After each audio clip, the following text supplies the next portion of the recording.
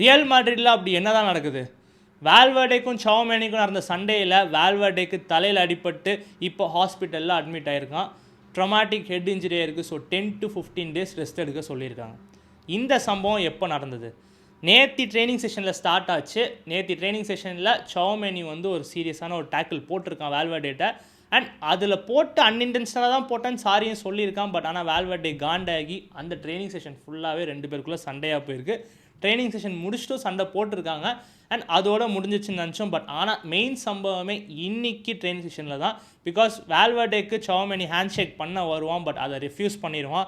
And training ஃபுல்லாக Valverde வந்து சீரியஸான வேணுண்டே சேலஞ்ச் போடுற மாதிரி போட்டிருக்கான். அண்ட் அங்கேயே பயங்கர சண்டையாக போயிருக்கு. ஸோ ஆர்பலோவா 2 பேரையும் ஒரே டீமில் ஆட வச்சுருக்கான். அப்பயாவது சண்டை நிற்கும்னு. பட் அப்பயுமே சண்டை நிற்கல. இன்னும் பயங்கரமாக தான் போயிருக்கு. அண்ட் இந்த சண்டை ட்ரெஸ்ஸிங் ரூம் வரையுமே கண்டினியூ ஆகி அங்கே பெருசாக வெடிச்சிருக்கு. 2 பேரையும் வந்து நிறைய பேர் தடுத்தாங்க. பட் இருந்தாலும் ஒரு சம பஞ்சாக ஏதோ கொடுத்துட்டான் போல சவுமேனி. வால்வர்டே கீழே விழுந்து தலையில் அடிபட்டு ஹாஸ்பிட்டல் போயாச்சு. ஸோ ஆர்பலோவா ஹாஸ்பிட்டலில் தான் இருக்கா அப்படியா. ஸோ இந்த சம்பவத்தினால தாத்தா பெரஸ் என்ன சொல்லிட்டாரு?